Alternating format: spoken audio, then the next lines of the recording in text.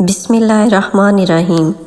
امام غزالی رحمۃ اللہ علیہ بیان فرماتے ہیں کہ بنی اسرائیل میں ایک شخص مچھلی کے شکار سے اپنے اہل و عیال کا نان و نفقہ مہیا کرتا تھا۔ اتفاقاً ایک دن اس کے جال میں ایک بڑی مچھلی آ گئی، جس سے وہ بہت مسرور ہوا کہ بازار سے اس کے اچھے دام مل جائیں گے اور 5-6 روز کے لیے بچوں کا نان و نفقہ دستیاب ہو جائے گا۔ مگر راستہ میں ایک ظالم افسر سے ملاقات ہوئی، جس نے دریافت کیا کہ تم مچھلی فروخت کرو گے۔ اب وہ شکاری ششپنج میں پڑ گیا کہ اس کو کیا جواب دے۔ اگر وہ کہتا کہ فروخت نہیں کرتا تو یہ میری بے عزتی کرے گا، اور اگر فروخت کرنے کی خواہش ظاہر کرتا تو پھر یہ آدھے دام دے کر مچھلی لے لے گا۔ آخر اس نے سوچ بچار کے بعد مچھلی فروخت کرنے سے انکار کر دیا، جس سے اس افسر نے اس شکاری کو بری طرح بے دردی سے پیٹنا شروع کر دیا اور مچھلی چھین لی۔ اس شکاری نے بارگاہ الہی میں فریاد پیش کی کہ یا الہی، آپ نے مجھے ناتواں اور نادر پیدا کیا اور اس کو توانگر اور طاقتور۔ یا الہی، میں قیامت تک کا انتظار نہیں کر سکتا، میرا انتظام اس سے اسی دنیا میں لے لیا جائے۔ خدا کی شان، جب وہ غاصب مچھلی لے کر گھر پہنچا تو گھر والوں نے اس کو بھون کر تیار کیا۔ جب اس غاصب نے کھانے کے لیے مچھلی کی طرف ہاتھ بڑھایا تو اس مچھلی نے منہ کھول کر اس کی انگلی کو ایسا سخت کاٹا کہ وہ درد کی وجہ سے بے قرار ہو گیا۔ آخر کار وہ طبیب کے پاس حاضر ہوا اور اپنی تکلیف بیان کی۔ طبیب نے معائنہ کرنے کے بعد مشورہ دیا کہ اس انگلی کو کٹوا دیا جائے، ورنہ یہ ہاتھ کی طرف منتقل ہو جائے گی۔ چنانچہ انگلی کو کٹوانے کے بعد بھی افاقہ نہ ہوا، بلکہ درد بڑھتا گیا۔ بالآخر اس کو ہاتھ بھی کٹوانا پڑا، مگر درد تھا کہ بڑھتا جا رہا تھا۔ اس پریشانی اور بے قراری کے عالم میں وہ شہر سے باہر نکل گیا اور اللہ سبحانہ وتعالیٰ کے حضور رو رو کر درد سے نجات کی دعائیں مانگنے لگا۔ حاتفِ غیبی نے کہا کہ تو کس کس حصے کو کٹواتا رہے گا؟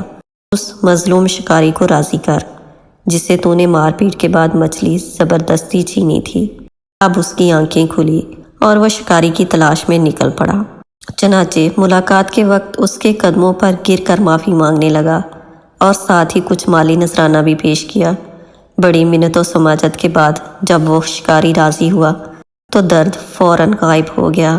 حضرت موسیٰ علیہ السلام پر وحی نازل ہوئی کہ اے موسیٰ، مجھے اپنی عزت و جلال کی قسم، اگر یہ شخص اس مظلوم کو راضی نہ کرتا تو ساری زندگی اسی درد میں مبتلا رہتا۔ اور یہ دوسرا واقعہ بھی بنی اسرائیل کا ہی ہے۔ بنی اسرائیل میں 2 بھائی تھے، جن میں ایک مسلمان تھا اور دوسرا کافر۔ دونوں دریا کے شکاری تھے۔ کافر بت کو سجدہ کرتا، مگر جب مچھلیوں کے لیے جال دریا میں ڈالتا تو اس قدر مچھلیاں اس میں آ جاتی کہ اس کو کھینچنا مشکل ہو جاتا، مگر جب مسلمان دریا میں جال ڈالتا تو صرف ایک ہی مچھلی آتی تھی، اور وہ اسی پر صبر کے ساتھ خدا کا شکر ادا کرتا تھا۔ اتفاقاً ایک روز اس مسلمان کی بیوی اپنے مکان کی چھت پر گئی تو اس کی نظر کافر کی بیوی پر پڑی، جو زیور اور بہترین لباس سے آراستہ تھی۔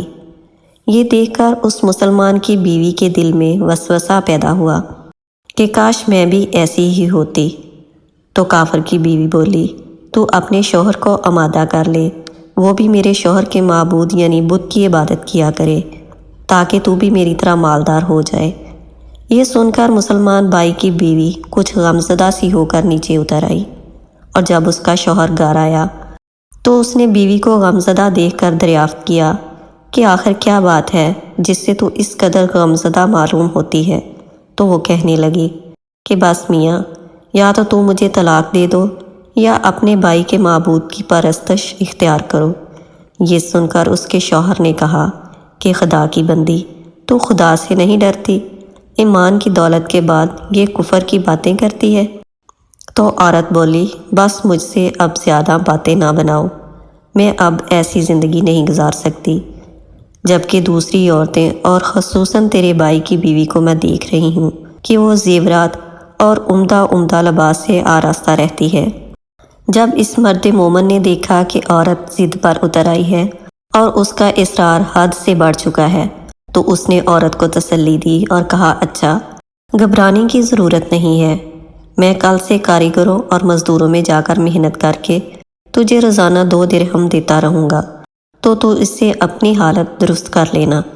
یہ سن کر عورت کو کچھ تسکین حاصل ہوئی اور سویرے ہی وہ مرد مومن مزدوری کی تلاش میں نکلا، لیکن کسی نے اس کی بات نہ پوچھی۔ یہ دیکھ کر وہ دریا کے کنارے پہنچا اور شام تک اللہ سبحانہ و تعالیٰ کی عبادت میں مصروف رہ کر رات کو جب گھر آیا تو بیوی نے دریافت کیا کہ آج تم کہاں تھے؟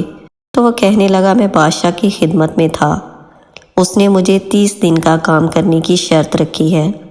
عورت بولی کہ آخر وہ بادشاہ تم کو کیا دے گا؟ تو اس نے جواب دیا کہ میرا بادشاہ بہت کریم ہے اور اس کے خزانے مال و دولت سے بھرے ہوئے ہیں، وہ مجھے وہ دے گا جو میں چاہوں گا۔ چنانچہ اس طرح وہ اپنے معبود برحق کی عبادت میں مصروف رہا۔ اور 30ویں رات ہوئی تو بیوی نے کہا سنو میاں، اگر کل تم نے مجھے مزدوری لا کر نہیں دی تو تم پر مجھے طلاق دینا لازم ہو جائے گا۔ یہ سن کر اس کو کس قدر پریشانی لاحق ہوئی، اور 30ویں صبح کو اس نے ایک یہودی سے کہا کیا تم مجھے مزدوری پر لگا لو گے؟ یہ سن کر یہودی کہنے لگا کہ ہاں تم کو مزدوری تو مل جائے گی، لیکن شرط یہ ہے کہ میرے پاس تمہارے کھانے پینے کا کوئی انتظام نہ ہوگا۔ چنانچہ وہ مرد مومن روزہ کی نیت کر کے یہودی کے ساتھ ہو لیا، اور اللہ تعالیٰ کے حکم سے حضرت جبرائیل علیہ السلام 29 اشرفیاں ایک نورانی طباق میں لے کر اس کی بیوی کے پاس پہنچے اور کہنے لگے کہ میں بادشاہ کا قاصد ہوں، اس نے یہ اشرفیاں دے کر مجھ کو تیرے پاس بھیجا ہے اور فرمایا ہے کہ تیرا شوہر ہمارے کام میں تھا، ہم نے اس کو نہ چھوڑا یہاں تک کہ اس نے ہم کو چھوڑ دیا اور یہودی کے پاس چلا گیا۔ اگر وہ ہمارا کام کرتا تو ہم اس کو اور زیادہ اجرت دیتے، بس یہ ایک اشرفی کی کمی اسی وجہ سے ہوئی ہے۔ چنانچہ وہ عورت ان میں سے ایک اشرفی لے کر بازار گئی جس پر لکھا ہوا تھا لا الہ الا اللہ وحدہ لا شریک لہ لکھا ہوا تھا۔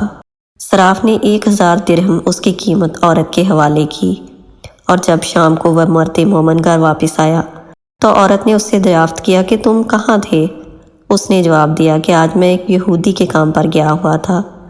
تو بیوی کہنے لگی کہ آخر بادشاہ کی خدمت ترک کر کے تم دوسرے کی خدمت کیوں کرتے ہو؟ پھر اس کو اشرفیوں کا واقعہ سنایا، جس کو سن کر وہ مرد مومن روتے روتے بے ہوش ہو گیا۔ جب اس کو ہوش آیا تو بیوی سے کہنے لگا افسوس کہ میں نے بادشاہ دو جہاں کی خدمت کا حق اپنے اوپر لازم نہ کیا۔ اس کے بعد اس شخص نے عورت کو چھوڑ دیا اور پہاڑوں پر چلا گیا، جہاں اللہ سبحانہ و تعالیٰ کی عبادت میں مصروف رہ کر اس کا انتقال ہو گیا۔ سچ ہے اللہ کے خزانوں میں کوئی کمی نہیں ہے، وہ بندے کو اس کی عبادت کا صلہ ضرور دیتا ہے، اگرچہ بعض دفعہ کسی حکمت کی بنا پر اس کے یہاں دیر ہو جاتی ہے، لیکن اندیر نہیں، پھر بھی وہ اپنے بندوں کو دیتا ضرور ہے۔ اللہ تعالیٰ ہم سب کو صبر و شکر کے ساتھ رہ کر زندگی گزارنے کی توفیق دے، اور اللہ تعالیٰ ہم سب پر اپنا رحم فرمائے، آمین ثم آمین۔